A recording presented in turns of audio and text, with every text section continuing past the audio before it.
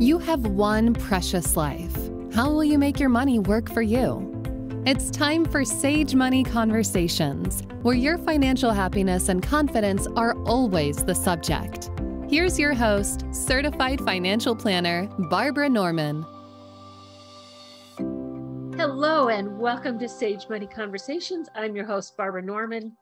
So one of the cornerstones of my belief system and my practice in financial planning is I want to find joy. Like, what is it that we're here in this life to do? What brings us happiness? And today I am so excited. We have Sharon Herrick with us, who after she got widowed, started over and is now doing life in a way that is so beautiful and so meaningful to her. So Sharon, welcome to the show. Tell us your story. Okay. You know, when I was a child, my grandma Amaker told me stories about my grandpa Herman, who is a cowboy, and about my great-grandpa Simon, who was kidnapped twice by Indians and had to be ransomed back with horses. Wow. I loved her stories. I grew up in the 50s in Pleasanton. It's a small town in Texas. My dad, Joe, was a butcher. He was handsome, hardworking, with a muscular body from lifting sides of beef. A true Texas gentleman, always removed his Stetson when inside, carried a pack of Chesterfields in his shirt pocket. My ideal man. I was a nerdy teenager. I never dated, no boyfriends, a wallflower. After graduating high school, I even spent time in the convent thinking I would be a nun. Oh, wow. That didn't work out. So in my 20s, I moved to Kansas as a nanny. And that's where I met Charles. Charles was tall, handsome, intellectual, shared my love of music. I married him. I thought I had found a companion, a soulmate. We were together for 45 years, but he was always distant, apart. But there was another man in my life during this time. His name was Nathan. Early in my marriage, I started writing a story about him. He was just what I needed. He was masculine, yet sensitive, loving, and affectionate, just like my dad. It was an on and off again relationship. But when life got me down, I turned to Nathan because he was the guy who was always there for me. In 2015, Charles was diagnosed with Parkinson's disease. He was a large man, around 300 pounds. I did everything for him. I bathed him, pushed him in wheelchairs, called EMS when he fell. I even changed his diapers. I watched as he slowly became a shell of his former self until his death in July 2018. 2 years later, I brought Nathan back into my life full time. I spent time with him every day since, fleshing out his story. This journey with Nathan has rekindled my love of creating and writing, and his story is almost ready to be shared. Soon, you will get to meet this love of my life in my first novel, The Cry of the Hawk. I love that. So Nathan, is he for real or is he your imaginary friend? He's my imaginary friend, but he's as real as the person down the street. Oh my gosh. I love this story. So yes, this is a historic novel with a sci-fi twist, as your son says. Yes. You know what? I just love this because you did this life that, women are expected to do. You were in this relationship that, on the outside looked great, but on the inside, you probably sounds like you were pretty lonely. I was. My husband was a good man, no doubt about it, and I loved him dearly. I mean, I think it's obvious I stuck by him for a long, long time. But yeah, I needed something else that wasn't there. And as I said in my story, Nathan did it. And what a healthy way to kind of go through life rather than being angry or resentful is to make up those things in your head that do fill us. And so now you're writing a book about this. And I love that you now in your widowhood are not going to curl up and go knit or do whatever. You're out there with this story. You're brave with it. And you're writing this book.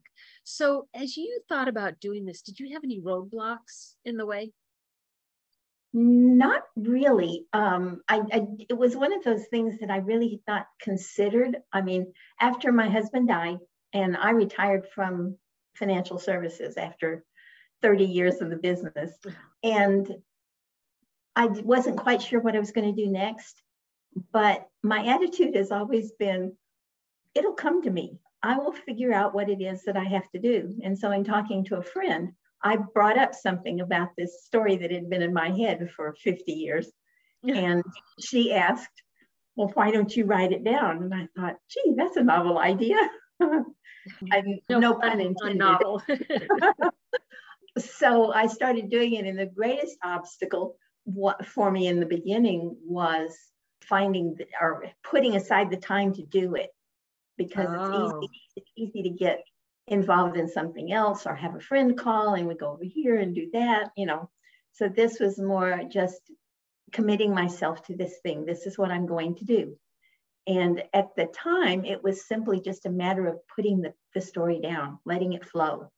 It wasn't until, probably in the last 6 months or so that I realized that I could actually make this a finished novel and publish it and share it with other people. And I'm excited to read it. You know what surprises me is you're talking about your greatest challenge was just making the time to do it. But I look at you and Sharon, you're so brave. Like, not many people talk about like those secret thoughts in our head or put ourselves out there like that.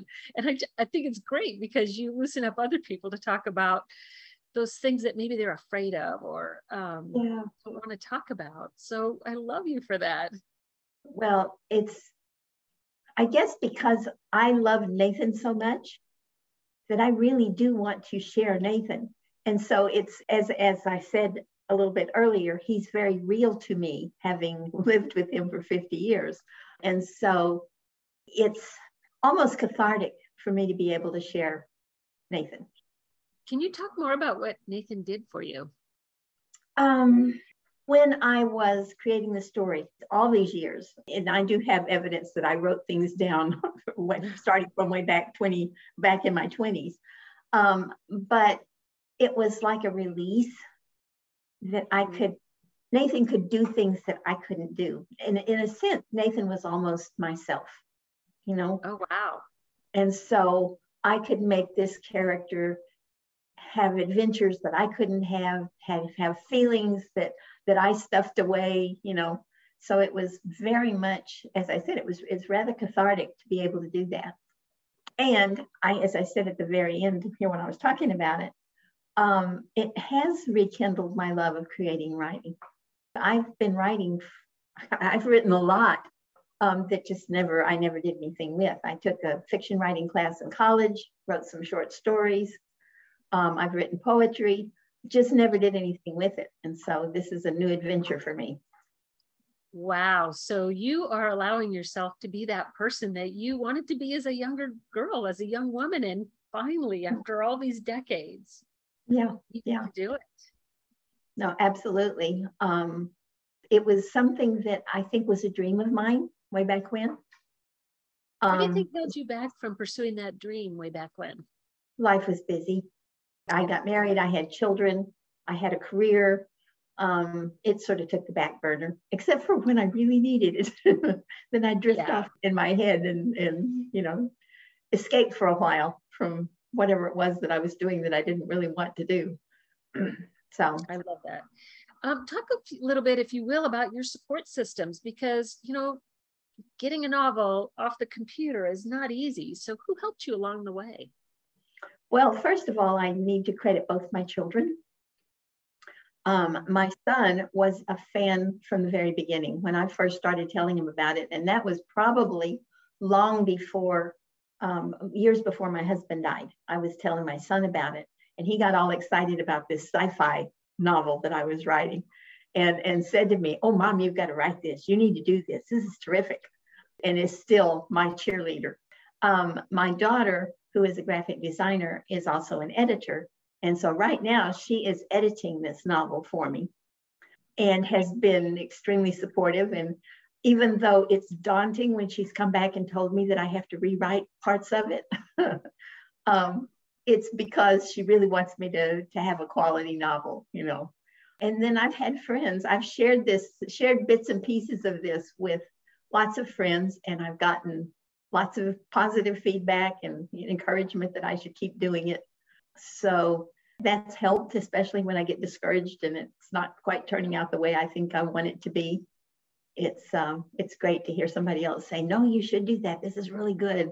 So were you surprised when you heard that? Because I kind of find that society tells us to be one way, but I find that as we kind of start breaking out, is there resistance? Is there support? Did that encouragement surprise you? A little, but the more of it that came, the more I've told people about writing my novel. My very good friends have all said what you said a minute ago. I can't wait to read it. Yeah. And so that has helped a lot toward keeping me on pace. I'm going to do this. Go ahead.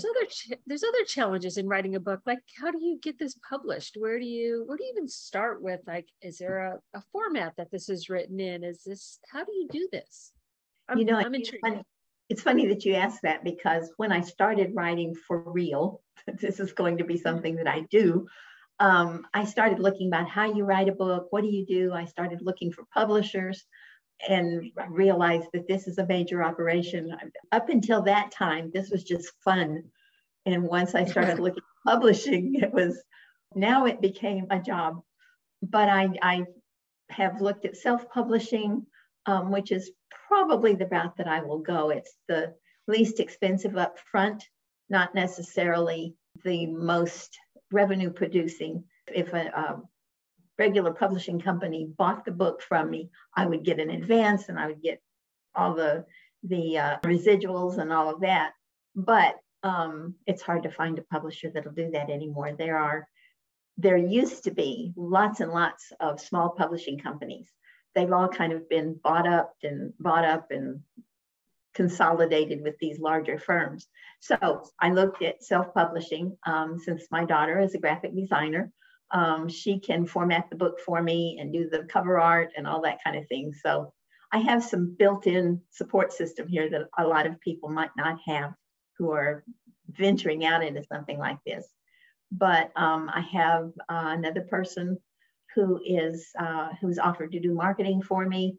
I got brave enough to go to the local bookstore and say, I've written a novel. Can I do a reading here? So wow.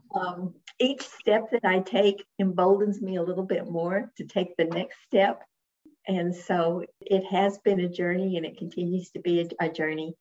And I do have lots of other stories, ideas circling around in my head. And so, and I've even started writing a sequel to this novel. So. Oh, this is so great. So, as you talk about this, I'm talking about how blessed you are, because each step of the way, it's like what you need just kind of presents itself. And here, it's like the world is saying, Sharon, go. Yeah, well, that's the thing. When I said that I didn't know what I was going to do after I retired, and I decided I'd just leave it, put it out there and say, I will know when it comes along. I believe that in my heart, that we can sometimes try to make things happen, but it's a lot better if we just listen to the voice that comes to us, or listen to whatever that was back when I was a kid. What was it that I really wanted to do when I was a teenager or in my 20s? What did I want to do that I said, I can't do that right now, put it aside? I am blessed with two things. This is going to sound, I hope it isn't taken the wrong way. I'm sorry that my husband died when he did. He was only 78 years old. Sure. And so he and I had made plans about what we were going to do. Parkinson's kind of put a kink in that. But at the same time, because he died, it opened up my life and gave me freedom to do whatever I wanted to do with my life. And had he lived, I'm not sure I would have finished this novel. That is a profound way to look at your second chapter, as to not shrink back and be sad, but to say, okay, I've got the second chapter. What am I going to do? And I love that you sat and got quiet and let the answer come to you. was it through that course of questionings, or did you have like an aha moment? Like, what did it look like as you were sitting back and saying, what? I toyed with a whole bunch of things. I looked at travel, and I have done some of that. And I thought about other things that I could do in the community that would be service type things. But it wasn't until I was talking to a friend who asked me what brings me joy. And I thought about it for a little bit as we were sitting there, and I said, well, one of the things that's always bring me joy is writing. And so I realized then that that's what I needed to pursue, the thing that made me want to get up every morning and do that, do that one thing. And I think maybe because we spend our life, most of us spend our lives doing things that don't bring us joy, but we do them because they provide an income, they make us feel that we're useful, whatever it might be, that we don't look to those things that just delight our hearts, So when she mentioned that to me, I will share this. I had said that I wanted to make a splash in the world. That was something that I really wanted to do. And there is a Jack Kerouac, I guess it's a part of a poem, I'm not sure. My daughter sent it to me in a card back, I don't know, it's been 6-7 years ago. And I'm not sure that I can quote it exactly, but I'm going to try. The people for me are the mad ones, the ones that are mad to live, mad to be saved, mad to talk, the ones who desire everything at the same time, who are never commonplace or say a commonplace thing, but who desire to burn like fabulous golden yellow Roman candles splashing across the sky. And inside, my daughter wrote, "You're one of those people, Mom." Oh, isn't that great? There's my inspiration. Yes. to do something that's splashy. I'm going to do something different. I'm not going to be ordinary, and it's those colorful people that I just love. We're so drawn to them, and we get to live vicariously through them, but it's never too late to do it on our own, is it? No, it's never too late. So Sharon, can I ask a personal question? It's too late if you're not here anymore. Right. Yes. So can I ask a personal question? Certainly. How old are you? I am 75. Isn't this wonderful? And you are burning with life as if you were 20 years old all over again. Yeah. I think maybe I may have reached the age of 40. I think so. Maybe. So. I'm hoping that there's some wisdom in there that you have when you're 40 that you didn't have when you're 20. Exactly. Yeah. Quite honestly, I plan to live to be 100. I mean, that's my goal. I'm going to be 100 before I die. I'm right there with you, girl. And I don't think it any other way. I really don't. That does nothing less than that enters my head. So, because I have a lot more stories to write. Lots more. You know what? I can't wait to be there when you blow out that cake with 100 candles in it. I'm going to be there. You are invited. Thank you. You have a challenge for other women now, don't you? I do. Having said that about that I'm 75 and hope to live to be 100, I would challenge women out there who are trying to figure out what's going on. What will you do with your next 25 years? I want you to think on that. Think on that. What will we do with the next 25? Yeah. Wow. We can be Roman candles, or we can be this little tiny flicker of light somewhere. So I choose Roman candle. I think I want to be a Roman candle with you. Let's go create some joy in this world, shall we? Yes. Sharon, do you have any idea when The City of the Hawk is going to come out? The Cry of the Hawk. I'm sorry, The Cry of the Hawk. Yeah, The Cry of the Hawk. Not before next January, because I'm deep into the editing of it. And I have discovered that that's the hardest part of writing a book, is cleaning it up after you've put all your wonderful ideas down and then going back and making it sing. So, but not before January, but I hope I'm on Facebook.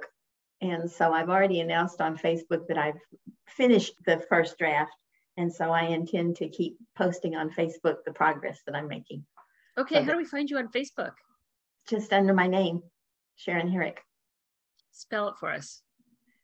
Sharon is with one R, and Herrick is Herrick. Awesome. I'm going to follow you. And good, please, when that book is published, we're going to have you back on to have a little celebration here. Oh, I'd love that. Okay. Sharon, thank you so much. And to our listeners, we love you to pieces. I hope you all have enjoyed this as much as I have, because I just think Sharon is delightful. It's never too late. We can always remake ourselves, and we can always be that Roman candle. Thank you so much. Thank you. Advisory services are offered through Barbara J. Norman, LLC, an investment advisor in the states of California and Texas. The information contained herein should in no way be construed or interpreted as a solicitation to sell, nor an offer to sell advisory services to any residents of any state other than the state of California, or where otherwise legally permitted. All content is for information purposes only. It is not intended to provide any tax or legal advice or provide the basis for any financial decisions. The information contained in this material has been derived from sources believed to be reliable, but is not guaranteed as to accuracy and completeness and does not purport to be complete analysis of the materials discussed. The opinions expressed do not necessarily reflect those of SagePath Solutions and are subject to change without notice.